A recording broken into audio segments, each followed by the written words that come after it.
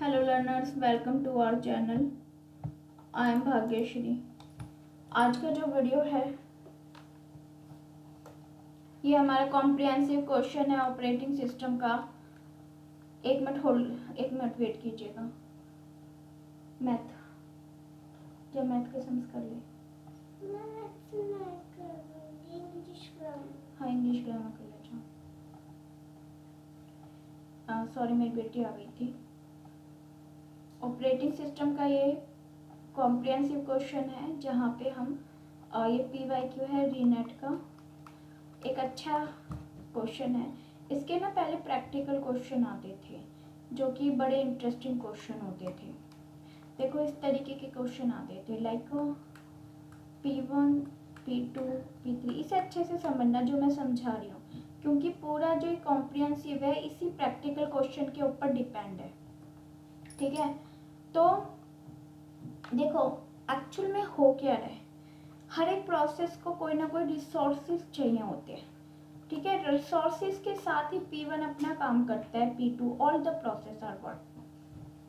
तो कौन सा रिसोर्सेज किसको कब देना है, किसकी कितनी डिमांड है, ये सब कौन रखता है? बैंकर्स एल्गोरिथम रखता है। क्योंकि बैंकर्स एल्गोरिथम का काम क्या होता है, ये अवॉइड करता है डेडलॉक को।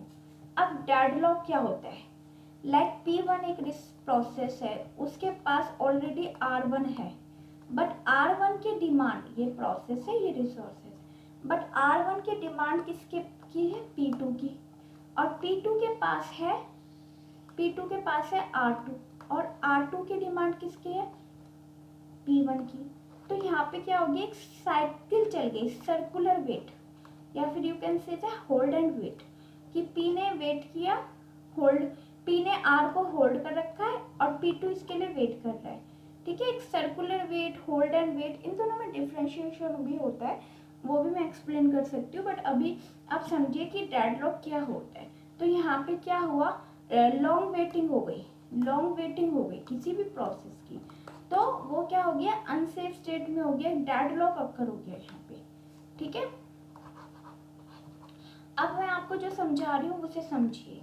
देखिए यहाँ पे बैंकर्स एल्गोरिथम का काम क्या होता है, मैक्स रिसोर्सेज कितने हैं, क्या डिमांड है, उसके पास अवेलेबल रिसोर्सेज कितने हैं, डिमांड कितनी है, नीडेड कितनी है। ठीक है, मान लो P2 है, P1 प्रोसेस है, टोटल रिसोर्सेज हमारे पास 10 है, 10 के 10 दे दिए, अवेलेबल कर दिए। P1 के पास मान लो 2 है, P4 के पास 4 है, और P3 के पास भी 4 है। P1 की जो डिमांड है वो कितनी थी? 2 की थी। P2 की डिमांड थी 5 की, और P3 की डिमांड थी 7 की। क्लियर? तो P1 को नीडेड कितना था? 0, क्योंकि 2 की डिमांड थी, 2 अवेलेबल हो गए।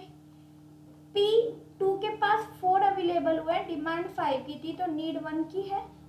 P3 के पास 4 अवेलेबल है, डिमांड 7 की थी, तो नीडेड 1 की है। तो क्योंकि 10 रिसोर्स थे, 10 के 10 अवेलेबल कर दिए, तो यहाँ तो कितने रिसोर्सेज हैं? 0 है। अब क्या हुआ, सबसे पहले P1 ने अपना काम किया, P1 फ्री हो गया, तो यहाँ पे कितने, P1 ने अपने रिसोर्सेज खाली कर दिए, 0 थे, 2 और प्लस हो गए P1 के, अब 2 रिसोर्सेज हो गए। अब 2 रिसोर्सेज किसको देंगे? ऑब्वियस है यहाँ पर दे देंगे हम, इसको 1 की जरूरत थी, तो 2 में से हमने 1 दे दिया, यानी 5 फ्री हो गए। P2 का भी काम हो गया, P2 ने अपने 5 के 5 फ्री कर दिए, यानी 1 + 5 = 6 फ्री हो गए। 3 और हमने दे दिए, P3 भी फ्री हो गया। अब क्या हो गया, सिस्टम सेफ स्टेट में हो गया, सिस्टम क्या हो गया, सेफ स्टेट में हो गया। ठीक है, यदि एक भी प्रोसेस वेटिंग में रहता, उसके रिसोर्स कंप्लीट नहीं होते, फुलफिल नहीं होते जितना उसको रिक्वायरमेंट है, तो वो वेटिंग में चला जाता, तो हम उसे क्या कहते हैं, unsafe state. P3 process is in unsafe state. Clear? इतनी बात समझ आई? तो ये जो सारा कॉम्प्रिहेंसिव है, ये सारा इसी पे ही बेस है। एक मिनट होल्ड, फोन कितनी आदत हो रही है ना, होल्ड कीजिए, जस्ट वेट।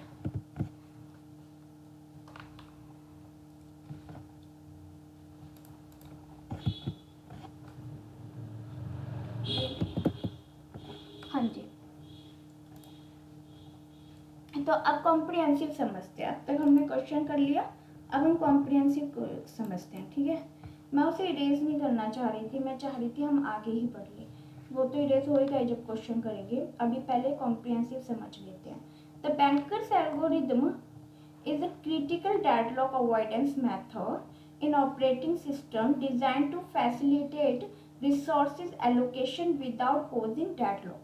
ताकि डेडलॉक ना हो इसके लिए रिसोर्सेज की सारी जिम्मेदारी बैंकर्स एल्गोरिथम रहता है कि कौन से प्रोसेस को कितनी देनी है, कब देनी है, कितना उसके पास करंट अवेलेबल है और कितना उसको एलोकेट करना है।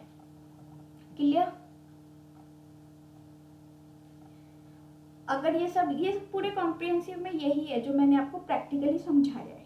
ठीक है, इस टाइप के ना क्वेश्चन आते थे पहले प्रैक्टिकली, किसी ने करे हो तो, अब नहीं आते, अब तो ये थ्योरी में आ गया है ना। It operate the maintain information about the maximum resources each process में required the current allocation resources and available resources in the system. अब वो ये कह रहे हैं कि the algorithm check each resource request to determine.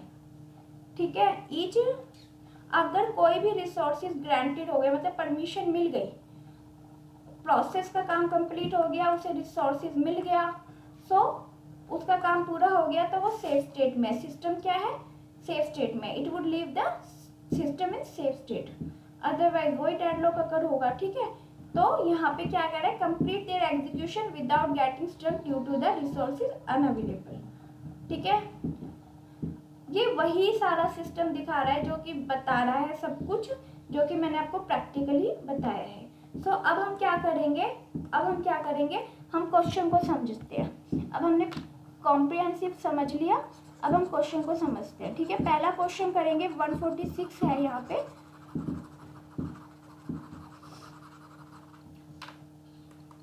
मैं बड़ा कर देती हूँ ताकि आपको समझ में आए। हाँ जी, what is the significance of the bankers algorithm in term of the resource management. Significance क्या है रिसोर्स मैनेजमेंट का? देखो, to ensure that all the process can finish their execution without deadlock. जी हाँ, अभी हम पढ़ के आए हैं। It eliminate the needed of process to requested resources. Eliminate नहीं करता, एलोकेट करता है। ठीक है, it accelerate the execution of the critical section. जी नहीं, ये बैंकर्स एल्गोरिथम का काम नहीं होता। Minimise the number of the context switch. जी नहीं, ये भी नहीं होता। बैंकर्स एल्गोरिथम का काम होता है कि वो इस तरीके से प्रोसेस को रिसोर्सेज देके प्रोसेस का काम फिनिश कराए कि आपको डेडलॉक अकर ना हो। ठीक है, सभी प्रोसेस अपना सेफली काम करते चले जाए। अंडरस्टैंड? हाँ जी, नेक्स्ट क्वेश्चन को समझते हैं। ग्रांटेड के बारे में पूछा है, what information is used to determine if resource requests can be granted. तो क्या होता है, देखो चीज को समझो। Available resources and current allocation of each process. जी हाँ, हमने पढ़ के आए थे, अभी हमने पढ़ा यहाँ पे। देखो, ईच प्रोसेस में required current allocation resources and available resources in the system. Determine क्या करता है, रिसोर्सेज रिक्वेस्ट्स कैन बी, कि भाई अवेलेबल कितना है और उसको करंट कितना नीडेड है, कितना और देना है, मैक्स उसको कितने रिक्वायरमेंट थी, इन सब चीजों को ही देखना होता है ना।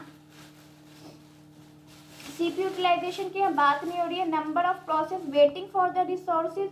नंबर ऑफ प्रोसेस अगर वेटिंग करेंगे तो फिर वो डेडलॉक की सिचुएशन अकर हो सकती है। अराइवल टाइम यहाँ पे वर्क नहीं करता है।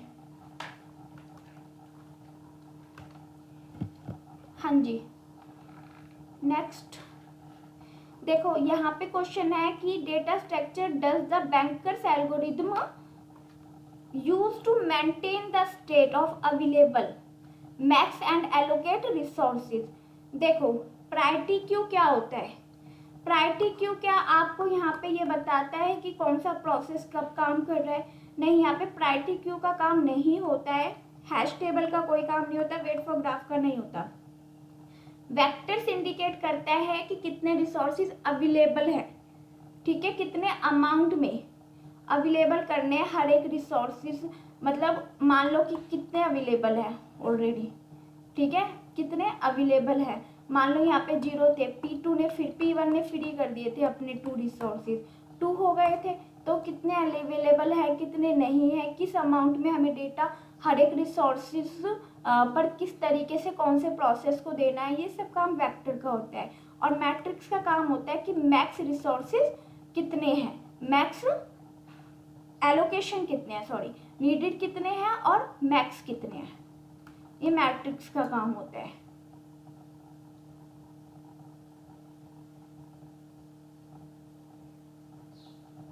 देखो चीज को समझो, मैं इस क्वेश्चन को आपको अच्छे से समझाती हूँ, आपको मैं कुछ लिखवा देती हूँ इस क्वेश्चन में, आगे राइट कर लेना। इसका आंसर 4 है, ठीक है। मैं यहाँ पे कुछ राइट करवा देती हूँ, आप यहाँ पे राइट कर लेना, ठीक है। सबसे पहले आप समझिए कि जो अवेलेबल क्या है, अवेलेबल क्या है, अवेलेबल वेक्टर क्या करता है, इंडिकेट करता है, क्या इंडिकेट करता है कि आपके जो रिसोर्सेज हैं वो कितने अवेलेबल है, अवेलेबल है, कितने रिसोर्सेज अवेलेबल है, ठीक है। Available amount of each resources, of each resources. Clear, इतना समझ में आ गया।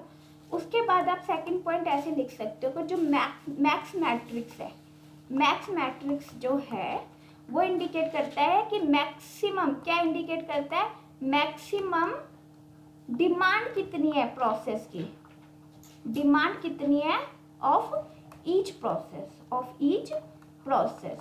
तो वेक्टर किस पे काम कर रहा है, रिसोर्सेज पे, मैट्रिक्स किस पे काम कर रही है, प्रोसेस पे, ठीक है। ये रिसोर्सेज को देखता है, ये प्रोसेस को देखता है, प्रोसेस की कितनी डिमांड हो गई, समझ में आया। तो अब यहाँ पे क्या हो रहा है, जो एलोकेट कर दिए मैट्रिक्स, वो आप यहाँ पे वो देखेंगे कि कितने प्रोसेस को दिए गए हैं, कितनी उसकी नीडेड है, ये सब फिर मैट्रिक्स देखता है, समझ में आ गया।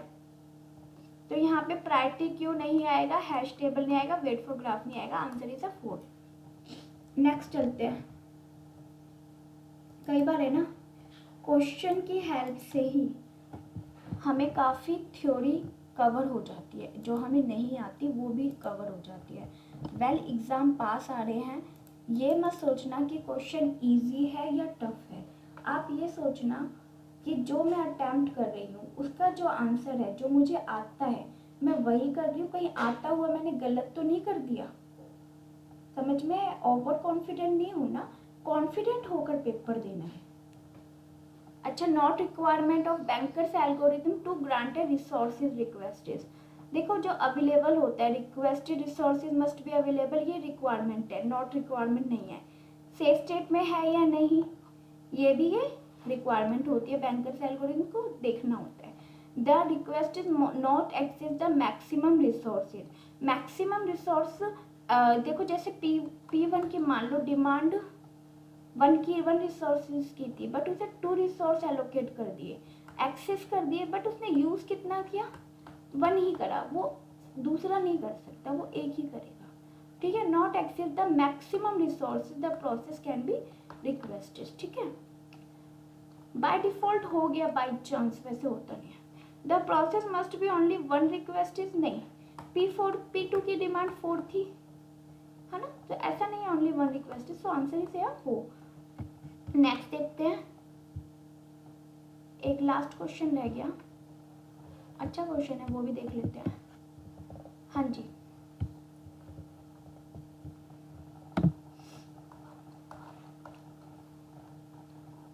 The primary goal of the bankers algorithm, we will know that. यहाँ पे क्या रखा है, डेडलॉक को डिटेक्ट एंड रिकवर करते हैं, जी नहीं, अवॉइड करते हैं, है ना।